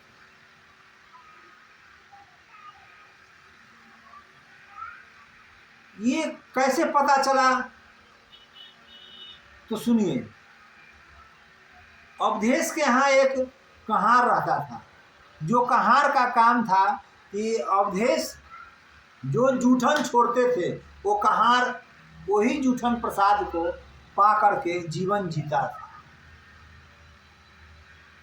बड़ी अच्छा मार्मिक घटना है, कथना ये सत्य भी है, सत्य घटना है। जब वो कहार जूठन पा करके अपना जीवन पार्जन कर रहा था, तब कहारिन चकाचक जिंदगी उसका कट रहा था, चूंकि कहारिन पतिव्रता नारी थी। वह जब 8 दिन बीत गया, अपने पति के शरीर मुख को देख रही है कि वो उदास बैठा हुआ है, क्या बात है, उदासी है। पति को हठ पूर्वक पूछे, वो जब हठ पूर्वक पूछे तो पति बोल रहे हैं कि मैं 8 दिन से अन्न जल नहीं खा पा रहा हूँ। कारण है कि महाराज को मैं जो भी खाना लेके जाता हूँ वो महाराज खा नहीं पाते हैं, और मैं जूठा उनका खाने का वचन लिया हूँ, तो मैं उसको कैसे खाऊं जो महाराज खा ही नहीं पाते हैं, मुंह में रख नहीं पाते हैं। महाराज बहुत चिंता में है। अब कहारिन को हुआ टेंशन कि कैसे पता चले क्या हुआ है। कहारिन महारानी से जाकर पूछती है कि महारानी क्या बात है। सो महाराज 8 दिन 10 दिन से आज खाना नहीं खाए हैं, और उनके खाना न खाने से मेरे पति का स्थिति खराब होते जा रहा है, क्योंकि उन्हीं का जूठा खाकर हमारे पति प्राण को रखते हैं और महाराज की सेवा करते हैं। महारानी नरेश से पूछे कि क्या बात है प्रभु, इस तरह का बात कहानी आई थी। तो नरेश चिंता भरे भारी मन से कहते हैं, जब भारी मन से कहते हैं मिथिला से एक संदेशा आया है कि आपके राज्य में कोई सतीव्रता औरत हो तो हमारी पत्नी का जो तबीयत खराब है वो ठीक हो जाएगा। कच्चे घड़े से और कच्चा सूता से इंडा से पानी निकाल करके, और वो पानी जल हमारी पत्नी मिथिलेश पिएंगे तो ठीक हो जाएगा। तो महारानी कह रही है क्या, अरे ये तो बहुत छोटा बात है प्रभु, हे नाथ ये तो बहुत छोटा बात है, मैं जाऊंगी और कच्चे घड़े से कच्चे धागे से कुआं में से पानी भर के, जल भर के महारानी को पिवाकर स्वस्थ करके मैं आऊँ जाती हूँ। ठीक है, मेरे जाने का तैयारी किया जाए, आप टेंशन नहीं लीजिए। ये बात महल से निकलकर आगे तक जाता है। अब वो कहानी जो थी, कही के महारानी ठहरिए, हमारे रहते हुए आप चिंता कीजिएगा, आप जाइएगा दूसरे के राज्य में जल भरने, हम जाएंगे। हैं? तुम जाओगी तो हाँ हम जाएंगे। जब वहां महारानी नहीं पहुंच के वो कहारिन पहुंचती है और कच्चे धागे से कच्चा कलसा में कुआं से जल भरती है और वो जल मिथिलेश की पत्नी सुनैना जी को पिलाती है। पीते ही उनका तबीयत ठीक हो जा रहा है। तो यही कारण से अवध में न्योता नहीं भेजते हैं जनक जी, कि हम न्योता भेजेंगे अवध के नरेश को लाने के लिए, अवध के कुमार को आने के लिए, और कहीं वहाँ कुमार को न भेज के दासी को कोई भेज दिया, दासी पुत्र को कोई भेज दिया, तो मेरी सीता की शादी तो दासी से हो जाएगी, दासी पुत्र से हो जाएगा। इसलिए वहाँ निमंत्रण नहीं भेजते हैं। और जब निमंत्रण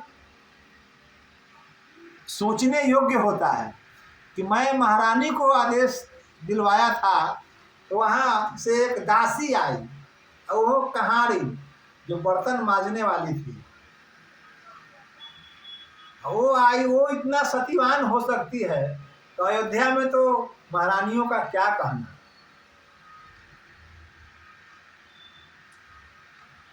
एक बात और है, विश्राम सागर मानस जी जैसे ही एक ग्रंथ है, उसमें वर्णन है कि दशरथ जी का शादी 760 औरत से हुआ था, जिसमें 3 महारानी थी और 760 रानियां थी। सभी के सभी सतीव्रता थी, पतिव्रत धर्म को मानने वाली थी। खैर लंबी हो जाएगी यह बात। विश्राम सागर में यह वर्णन है, आप लोग पढ़ सकते हैं। विश्राम सागर, यह मानस जी का वर्णन नहीं है, तुलसीदास जी का इसमें कोई वर्णन नहीं आता है। तुलसीदास जी केवल 3 ही रानियों की वर्णन करते हैं।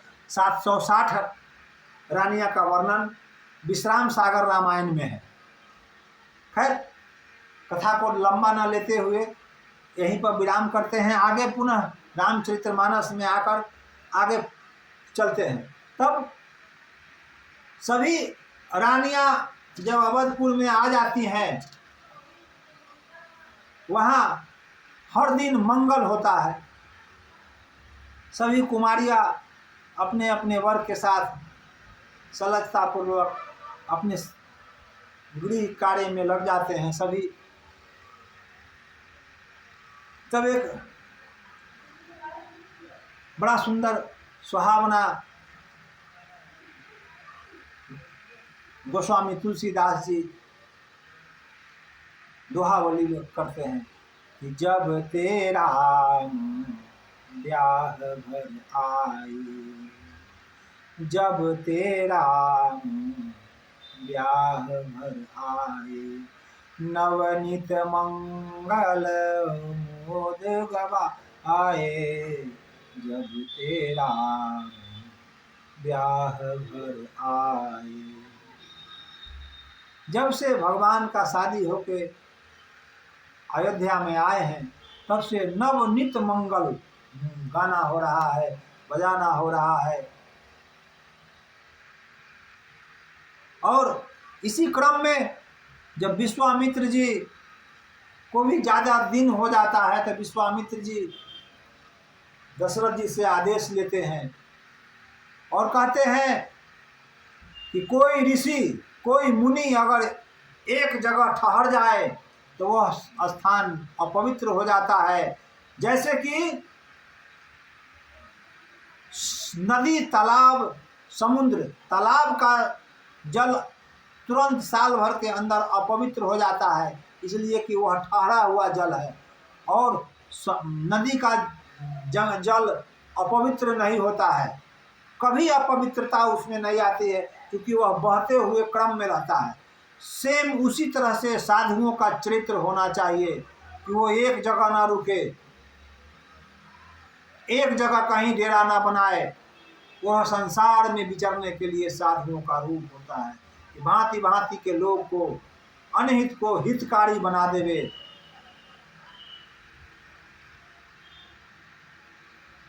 तो इसी के क्रम को लेते हुए विश्वामित्र जी अब चलना चाहते हैं अवध से, और कहते हैं कि अगर मैं विश्वामित्र साधु एक जगह ठहर जाए तो वो गंदा हो जाता है, वहाँ के माहौल खराब होने लगता है। उसी तरह से जल अगर एक जगह रुक जाए तो वो गंदगी हो उसमें आ जाती है, कीड़ा पड़ जाता है, वो जगह जल अपवित्र हो जाता है, अपवित्र माना जाता है। तो विश्वामित्र जी वहां से चलना चाहते हैं। अमांगत विदाराउ अनुरागे, विश्वामित्र चलन नित चाहे, राम सप्रेम विनय बस रही। दिन दिन सयगुण भूपति भाऊ, देखे सहाय महामुनि राऊ। मांगत विदाराऊ अनुरागे, सुनत समेत गादे आगे।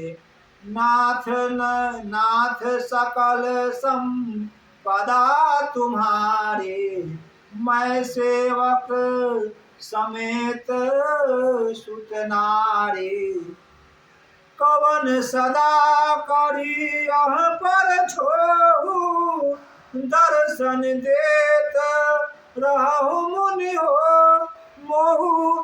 हे नाथ, आप जाना चाहते हैं तो जाए, आपकी कथना सही है कि मुनि और जल एक जगह ठहर नहीं सकता है, विचरने में ही उसकी भलाई है।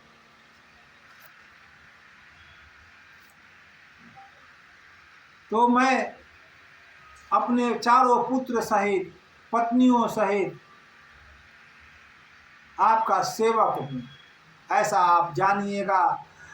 कवन सदा मतलब जब आप चाहिएगा तब यहाँ दर्शन देते रहिएगा।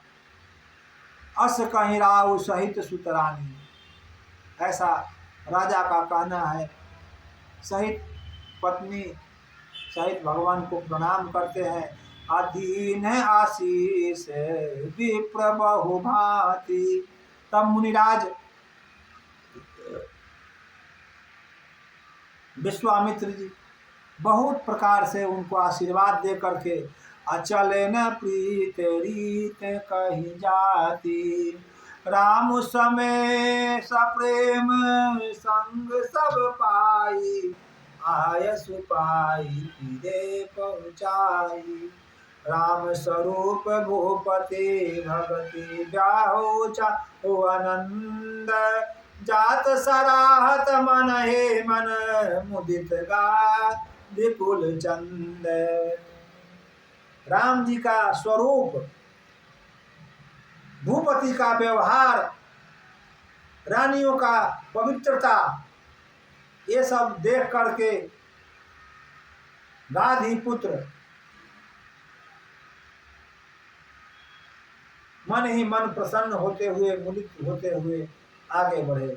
अब वामदेव रघुकुल गुरु ग्याही, बहुरी गाधी सुत कथा बखानी, सुन मुनि जसो मुनि मन राहु, बरनत आपन पुण्य प्रवाहु, आए बियाहु राम घर जब ते, आए बियाही राम घर जब ते, बसही आनंद अवध सब। प्रभु विवाह जस बयहु छाहो, काहिन बरन गिरा, तिराहु। कवि कुल जीवन पावन जानी, राम सिया जसु मंगल खानी। यही ते मैं कुछ कहा बखानी, करन पुनीत हेतु निज वाणी। निज गिरा पावनी कारण करन, नाम जसु तुलसी काहू। रघुवीर चरित्र आपन विधि, पारो कवि कौन लामो। अपवीत ब्याह बुझामं, सुनी जो सादर गावहि। वैदेही राम प्रसाद के, जन सर्वदा सुख पावहि। सिया रघुवीर विवाह ते, सप्रेम गावहि सुनहि। इन कहु सदा उछाहु मंगल, तनय राम जसु गावहि। जय सीताराम जय सीताराम, सीताराम जय सीताराम। मास परायण का बाल कांड आज समाप्त हुआ। नवाह परायण, मास परायण से नवाह परायण का यह बाल कांड समाप्त हुआ।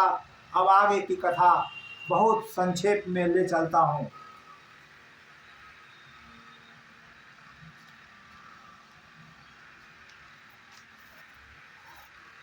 जब ते राम ब्याह घर आए, अब अयोध्या कांड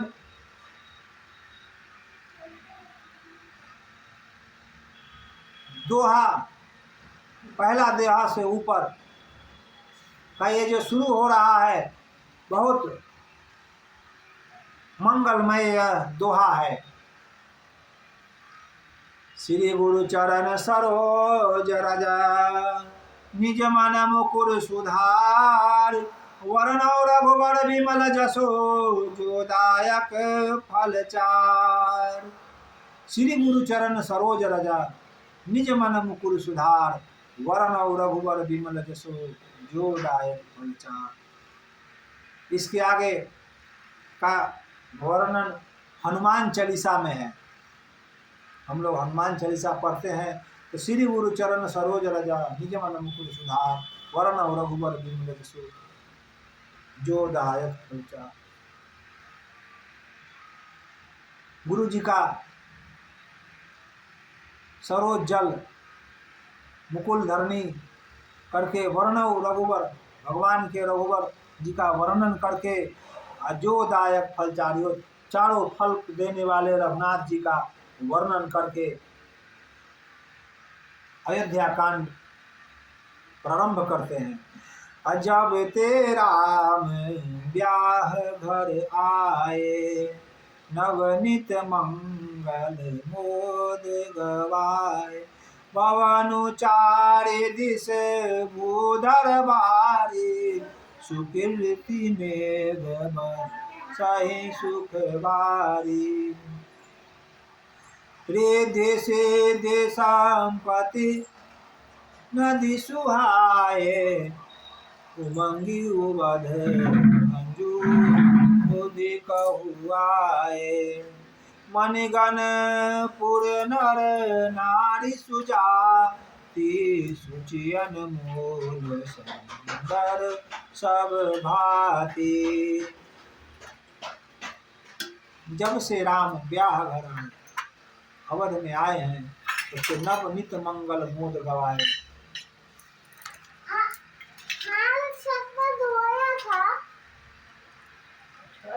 तो अब घटना हो रहा है, आगे हो रहा है कि बाबा का भगवान एक दिन दशरथ जी राज्यसभा में बैठे थे। वो अपना स्वरूप आईने में देखा तो यहाँ पे केस पक गया था। अभी का तो केस झूठा है, 10 साल के बच्चों को केस पक जा रहा है।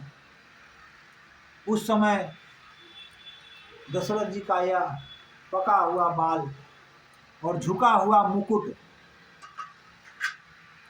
संकेत उनको दिया कि अब मैं गद्दी छोड़ दूंगा।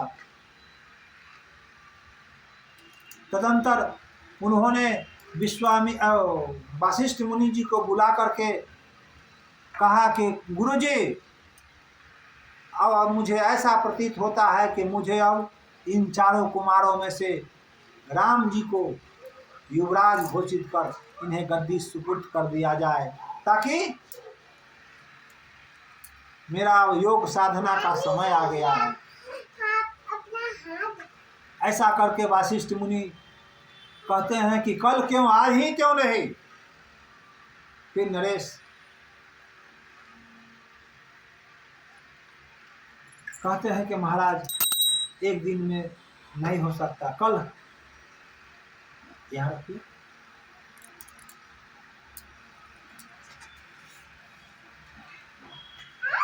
हमको दे दीजिएगा, हम आगे रख देंगे। तो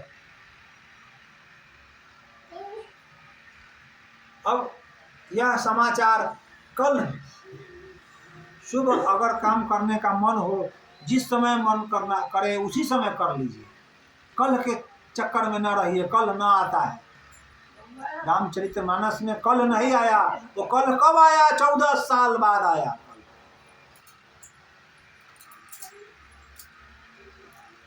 अब यहाँ रख दिए। नगर में यह ढिंढोरा हो गया कि कल भगवान का राज्य अभिषेक होगा, तिलक होगा। क्योंकि ये स्वयं अवध नरेश दशरथ जी का ये कहना है कि कल मैं राज्य अभिषेक करूंगा। और ये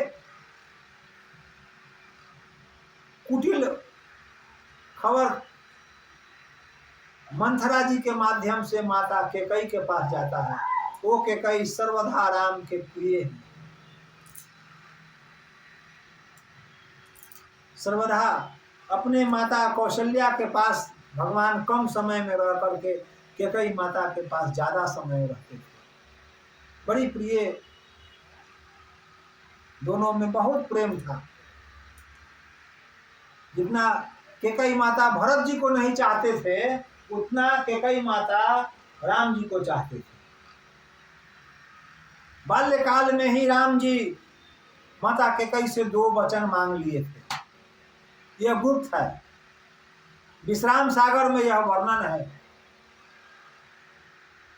यह 2 वचन क्या मांग लिए थे कि हे माता, जब भगवान हमारा राज्य अभिषेक करने को कहेंगे, पिताजी जब मेरा अभिषेक करने को जब तैयार होंगे, उस समय तुम उनसे 2 वर मांग लेना, क्योंकि तुम्हारा भी 2 वर भगवान के यहाँ उधार है। अब सुनिएगा, हम लोग माता कैकेयी को बदनाम कर देते हैं। माता कैकेयी का चरित्र, राम जी को रामचरित्र उज्जवल किया है। मर्यादा पुरुषोत्तम राम जी को बना दिया है माता कैकेयी का चरित्र। भरत भाई को क्या कहिएगा, भरत तो ग्वाल है। वो तो बदनाम होने के लिए इस सृष्टि पर आए थे। माता कैकेयी बदनामी लेने के लिए ही इस पृथ्वी पर आए थे। खैर आगे चलिए। रामचरितमानस जी में यह वर्णन नहीं आता है। यह विश्राम सागर में वर्णन आता है कि माता कैकेयी को भगवान पहले ही वचन ले चुके थे। जब दशरथ जी जब हमको गद्दी देने लगेंगे, तो तू माता उनसे 2 वर मांग लेना। पहला वर मांग लेना कि राम को 14 साल का वनवास हो, और दूसरा वर ये मांगना, हे मैया, कि भरत 14 साल के लिए राजा हो। क्योंकि आपके पिताजी और दशरथ जी में एक प्रस्ताव हुआ था कि जब दशरथ का बड़ा पुत्र, चाहे कोई भी हो, कैकेयी का ही पुत्र राजा बनेगा। दशरथ महाराज उस समय तो वचन दे दिए थे, परंतु अभी मोहवश यह वचन भूल गए हैं। तो ये वचन का भी मान हो जाएगा, रह जाएगा, और दूसरा वचन, जब मैं वनवास को जाऊंगा तो मैं जो वचन ऋषि मुनियों को दिया हूँ, देवताओं को दिया हूँ कि राक्षस से इस पृथ्वी को मैं विहीन कर दूंगा, खाली कर दूंगा, पृथ्वी का भार हल्का कर दूंगा, पापियों को मैं मिटा दूंगा, यह मेरा कर्तव्य निष्ठा का पालन होगा। तो माता कही कि हे नाथ, हे बेटा, हे पुत्र, हे राम, जब मैं ऐसा करूंगी तो जग में बदनाम हो जाऊंगी, मुझे लोग दुर्वास कहेंगे। भगवान कहते हैं कि हे माता, तुझे कोई दुर्वास न करेगा। जो रामचरितमानस कली काल में जो लिखा जाएगा उसमें यह वर्णन आएगा कि तुमको कोई दुर्वास न देगा। जो रामचरितमानस रूपी गंगा को बहेगा, जो गंगा में, वो रामचरितमानस रूपी गंगा में जो बहेगा वह तुझे दुर्वास न देगा। तुम्हारे ही कारण मैं मर्यादा पुरुषोत्तम कहलाऊंगा, ऐसा वर्णन उसमें आएगा। माता फिर पूछती है कि चाहे हे राघव मैं बदनाम ही क्यों न हो जाऊं, आप तो मर्यादा पुरुषोत्तम कहलाओगे ना। हाँ मैया, मैं आप ही के कारण कहलाऊंगा। अगर मैं गद्दी पकड़ लूंगा तो इन पापियों को मार न पाऊंगा, क्योंकि आने वाला समय में रावण बड़ा घनघोर युद्ध करेगा। मेघनाथ हमारे बस में रहेगा नहीं, मेघनाथ को हर हाल में लक्ष्मण ही मारेगा, क्योंकि लक्ष्मण को 14 साल वन में रहना है और 12 साल सोना नहीं है। और मेघनाथ को आशीर्वाद है कि जो पुरुष, जो मानव 12 साल सोएगा नहीं, वही उसको मार सकता है। माता बोली, बहुत चिंता के विषय है। एक तरफ राघव को प्रसन्न करते हैं तो देश देश के नर नारी मुझे गालियां देंगे, मुझे बहुत तरह के प्रताड़ना सहना पड़ेगा। सब सोच करके वो पलड़े में करती है कि नहीं, राघव का पलड़ा भारी है, राघव का पलड़ा भारी है। मैं माता हूँ, मैं मर जाऊं, मैं बदनाम भी हो जाऊं, मेरा पुत्र तो रघुवंश मणि का मोर है। ऐसा सोच करके माता यह वचन कह देती है कि ठीक है, जब समय आएगा तो मैं बलपूर्वक या छल पूर्वक दशरथ जी से यह वर मांग लूंगी और आपको हे राघव वनवास दे दूंगी। वो जो समय आ गया, मानस जी में वो समय अब आ गया। वो कौन सा समय आ रहा है? ये समय है कि भगवान का गद्दी। अब कल मैं भगवान को गद्दी दूंगा, राज तिलक दे दूंगा, उनको राजा बना दूंगा और मैं भगवान का नाम जपूंगा। वही है वही जो राम रचीला था। बालकांड में गोस्वामी तुलसीदास जी ने वर्णन कर रखा है। भूत भावन भोलेनाथ जी भी यही बात को समझते हैं कि वही है वही जो राम रचीला। अब भगवान जो रचना किए हैं, माया फैलाए हैं, उसको तो उसका तो होना अनिवार्य है। यहाँ मंथरा के द्वारा, सरस्वती के द्वारा केकई का बुद्धि भ्रष्ट किया जाता है। जो देवता लोग चाहते हैं कि हे सरस्वती जाइए मंथरा के बुद्धि भ्रष्ट कीजिए, मंथरा के भ्रष्ट करने के बाद केकई का मन बुद्धि भ्रष्ट होगा, उन्हें फिर वह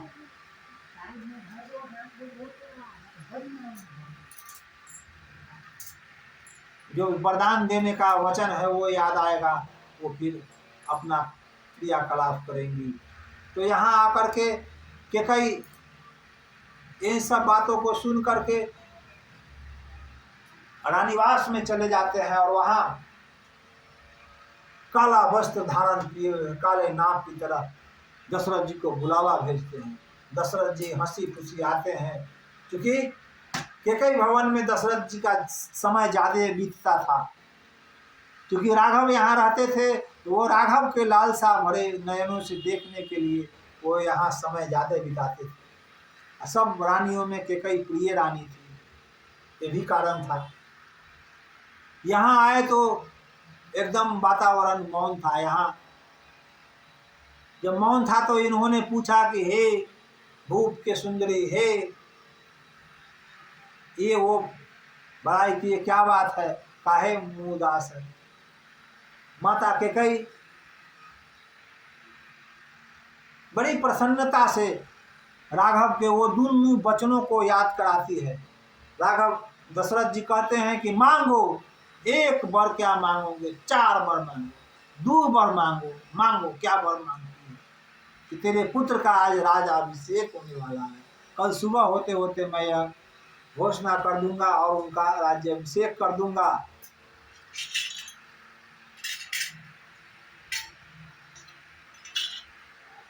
रानी कैकेयी अपने इन दोनों वरों को मांगते हुए तनिक भी संकोच नहीं करती है। भगवान दशरथ जी से दोनों वर मांगते हैं। दशरथ जी मूर्छित होकर धरती पर गिर जाते हैं, पुनः उठते हैं और कहते हैं कि विचार करके मांगो, विचार करके बोलो। कैकेयी माता उसी पर अड़ी रहती है। उसके बाद दोनों को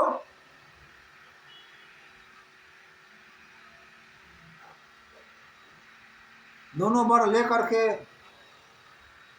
आर्य सुमंत को मैसेज दिया जाता है कि राम को बुलवाया जाए। राम जी आते हैं, माता से पूछते हैं कि के कारण पिता उदास बैठे हैं, कुछ बोल न रहे हैं। तो कैकेयी उन वचनों को सुनाती है कि 14 वर्ष राम वनवासु हैं और भरत का 14 साल गद्दी। राम जी मन ही मन बहुत प्रसन्न होते हैं कि हाँ, जो हम मैया से मांगे थे वो मैया तो अब हमको दे दिया। फिर माता कौशल्या के पास राम जी जाते हैं यह मैसेज देने। भगवान माता से कहते हैं कि पिता दीन मुझे आनन राजू, 14 वर्ष राम वनवास। माता कौशल्या यह शब्द सुनकर थर्रा उठती है, कांप जाती है। पिता दीन, वनवास का तुमको गद्दी मिलने वाला था पुत्र, और तुझे ये वनवास कैसे मिल गया। बहुत बड़ा प्रसंग है, क्योंकि मानस जी में कथा में मैं पिछुआ गया हूँ, प्रसंग के पीछे रह गया हूँ, तो विलम्ब हो गया है। अगली कथा में मैं पूर्ण वनवास की कथा कहूँगा। यह मर्यादा पुरुषोत्तम राम जी का ये जो लीला दशरथ जी के आंगन में हुआ, मायापति ही जाने यह लीला। हम छोटे जीव को क्या यह कहने की औकात है। एवं प्रकार करके वहां से दशरथ जी से आज्ञा लेते हैं, माता कौशल्या से आज्ञा लेते हैं। लक्ष्मण जी को यह खबर मिलता है, लक्ष्मण जी तुरंत तैयार हो जाते हैं कि राघव के साथ मैं अगर न जाऊंगा तो मैं मर जाऊंगा। दशरथ जी भी आनंद फानन में उनके साथ तैयार होते हैं। यह खबर विदेह कुमारी को भी लगता है। विदेह कुमारी आनंद फानन में चीखती चिल्लाती राघव के चरणों में आके गिर जाती है कि हे प्रभु, आपके इस लीला में मेरा भी सहभागी है, मुझे भी ले चलिए हे नाथ। राघव किसी तरह से मना करना चाहते हैं, वो तो लीलाधर है, लीला प्यारी। फिर मायापति अपने संग ले जाती है उनको भी। भगवान प्रथम दिन श्रृंगवेरपुर आते हैं, वहां गो से मिलन होता है, निषाद राज गो। फिर वहां से आगे चल के गंगा किनारे जाते हैं, आर्य सुमंत को वहां से बरबस विदा करते हैं। आर्य सुमंत जब अवध आते हैं तो अवध नरेश उनसे पूछते हैं कि हा राम, मेरे प्यारे राम, कहाँ है राम? क्योंकि आर्य सुमंत को भगवान जबरदस्ती गंगा तट से उनको भेजे थे। सारी घटना को कहते हैं। उसी समय दशरथ जी को घटना याद आता है कि मैं जब जवान अवस्था में था, युवा अवस्था में था, तो शिकार करने के लिए जंगल में गया। दिन भर शिकार के तलाश में इधर उधर भटका। जब संध्या आ गई तो मैं आराम करने लगा, विश्राम करने लगा। उसी समय घड़े की आवाहट, घड़घड़ाहट की आवाज आया। हमको लगा कि कोई शेर जल पीने आ गया है। मैंने शब्द भेदी बाण वहां चला दिया और वह शब्द भेदी बाण श्रवण रूपी कुमार को जाकर लग गया, जो अंधा आंधी का सेवक पुत्र था। और न जानते हुए एक ऐसे पराक्रमी पुत्र का हत्या हो गया। उन्हीं अंधा आंधी के श्राप आज मुझे लग गया है कि जब वो श्राप दिए थे कि जब तुम मरोगे तो अपने पुत्र के वियोग में मरोगे, जैसे मैं आज मर रहा हूँ। पुत्र के वियोग में वो अंधा आंधी मर जाते हैं। दशरथ जी अपने निज रानियों को कहते हैं कि वही श्राप मुझे आज लग गया है। हा राम, हा राम, हा राम करके दशरथ जी प्राण त्याग देते हैं। यहाँ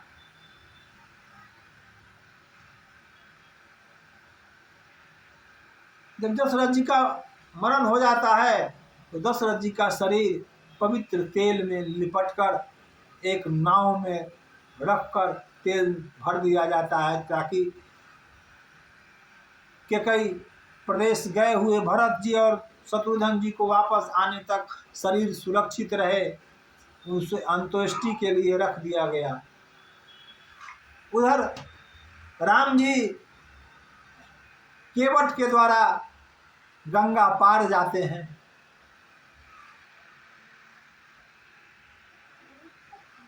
इधर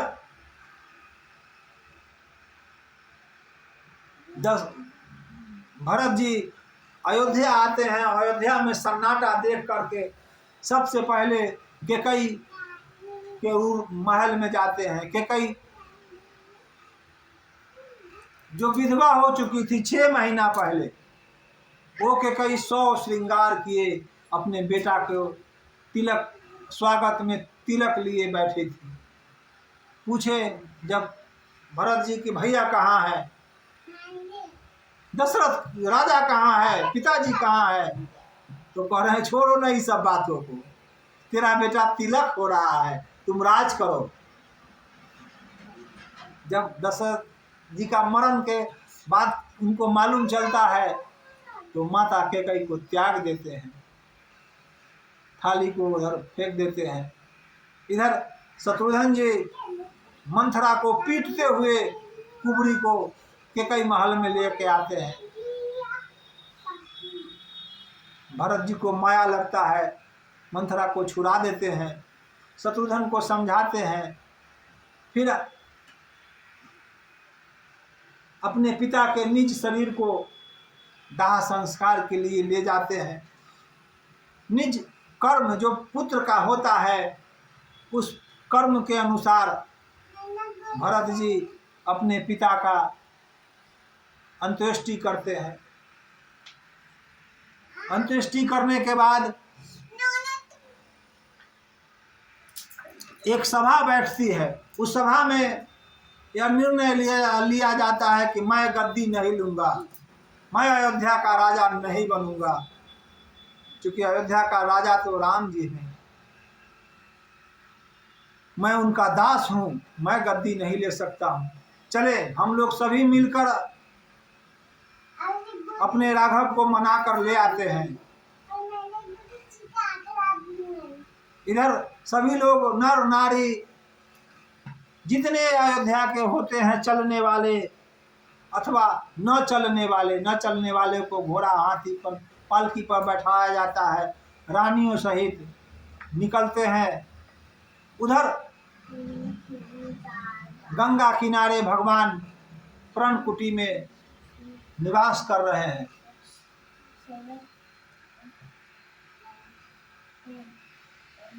निषाद राजगो लक्ष्मण जी एक कुटिया बनाते हैं और उसमें भगवान कुछ दिन वहां निवास करते हैं। इधर भरत जी अपने निज सभी संतों को साथ वासिष्ठ मुनि के साथ लिए राजा को मनाने चलते हैं।